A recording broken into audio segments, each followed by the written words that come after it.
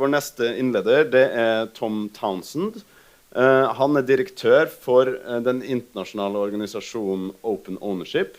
Og det en organisasjon som jobber spesifikt på det som har blitt nevnt gjentatte ganger. Det å tilrettelegge for å identifisere hvem som den faktiske eieren av selskaper og juridiske enheter. Den såkalte beneficial owner, som det heter på engelsk. Og Open Ownership, de bistår myndigheter over hele verden med nettopp å etablere offentlige register for reelle rettighetshavere, eller egentlige eiere. Og Townsend har også tidligere vært leder for det britiske Company House, så han har inngående kjennskap til nettopp det myndighetsarbeidet.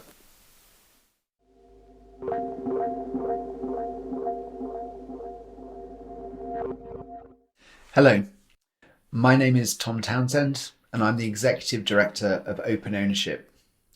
Since we were formed some 5 years ago, we've been working directly with governments around the world to effectively implement beneficial ownership reforms, ensuring that these deliver high-quality, structured data that is useful and used.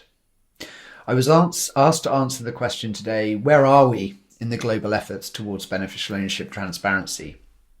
But first, I want to be clear on the vision that we have for where we want to get. That vision is very simple. It is that there is nowhere to hide. We think that with strategic collective action, we are within sight of a future where anonymous companies can no longer be used to facilitate corruption, increase risk to business, undermine national security, and enable tax evasion and other financial crime. But what do we need to do to get there, and how far away is it? Well, we think we need to do 3 things. Number 1, ensure effective and context-sensitive implementation of beneficial ownership commitments that will deliver an ecosystem of high-quality data across a critical mass of countries. Secondly, we need robust new evidence to advance debates on issues such as balancing privacy and public access to data, and also verification of data that is held in beneficial ownership registries. We also think that data needs to be effectively used, and that use needs to be scaled up to realise the potential of beneficial ownership reforms as a cornerstone of effective 21st century governance. So how far away are we in this effort? Well, as many of you will know, more than 100 countries have committed to beneficial ownership transparency in at least one sector of their economy. There is real progress in delivering more of these commitments in reality, ensuring that we collect, process, and effectively disclose data in places like Nigeria and Latvia. We're also seeing new legislation passed in places like the United States, where they're moving towards implementation to at least bring them to the minimum effective standard, which is central data collection by national government. There's also been a significant shift in recent months by the Financial Action Task Force, and the latest text for a revised Recommendation 24 is very encouraging. The new text, which we hope survives this current round of consultation and is adopted at the next plenary scheduled for February 2022, allows us to actually feel very positive about where we are going at international level on these reforms. The revised text that's being consulted on says this: countries should require adequate, accurate, and up-to-date information on the beneficial ownership of legal persons to be held by a public authority or body, for example, a tax authority, a financial intelligence unit, companies registry, or beneficial ownership registry. This is the critical bit though. It says information need not be held by a single body only, but should, at a minimum, be collated on and accessible through a single platform. This is, in effect, the requirement we have long argued for, that there should be a single central registry held by government. However, the text also goes on to say this: countries may decide to use an alternative mechanism instead of the one that we've just spoken about, if that mechanism provides authorities with efficient access to adequate, accurate, and up-to-date beneficial ownership information.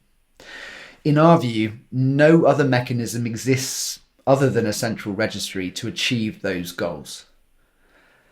Another important shift, which we have long called for, is also referenced in the text. It says, countries should ensure public authorities have timely access to basic and beneficial ownership information on legal persons in order to be eligible in the course of public procurement. Ensuring beneficial ownership information is available to all public bodies, and we think the most effective way of ensuring that happens is through public registries, is critically important, and the need for this has been well demonstrated by the failures and loss in rapid procurement during COVID-19. So what more should be done? Well, we think governments should deliver on existing commitments, of course, and implement them effectively in line with emerging best practices. And we detail these very clearly in the open ownership principles. We also think, of course, the private sector has a critical role to play. So we think that companies should champion beneficial ownership transparency publicly and vocally. But importantly, we need them to emphasize the benefits to society and, more specifically, the benefits to their operations from transparency, outlining specific areas where it enhances the business environment. Companies who operate in multiple jurisdictions and those that take on government contracts or require a clear social license to operate, for example, extractives companies, should particularly champion this cause, outlining the specific ways in which beneficial ownership transparency enhances and facilitates the execution of their own anti-corruption and integrity policies. We also think media companies, and in particular technology businesses whose business model involves online advertising that allows political advertising, should consider the ways in which requiring the disclosure of beneficial ownership information by customers and its onward publication can enhance the fight against disinformation and the role that this disclosure can play in protecting and enhancing our democracies. Companies in the regulated sector too need to speak up clearly and vocally to champion beneficial ownership transparency reform as part of their wider obligations to avoid enabling corrupt practices.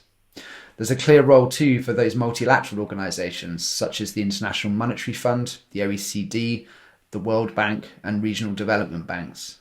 We think they should do two very clear things. Firstly, require beneficial ownership transparency within their own financing and lending instruments to ensure that all funds spent by these organisations can be publicly traced to their ultimate beneficiaries. We also think they need to be much more robust in offering sustained financial, technical and political support to countries to ensure that beneficial ownership reforms are effectively implemented, and that the resulting information is used across government institutions, and that the resources are in place for national level bodies to deliver their anti-corruption and financial crime responsibilities effectively. The last 7 or 8 years has seen a remarkable growth in understanding and awareness of this important reform, and a huge growth in those countries committing to and implementing or beginning to implement these reforms. The policy argument, we think, that this information is critical to governments' fight against corruption, financial crime and tax avoidance has largely been won at the international level. Doing nothing is, as it was in the first decade of the 21st century, no longer acceptable. We must now ensure these reforms are effectively and sustainably implemented. Thank you.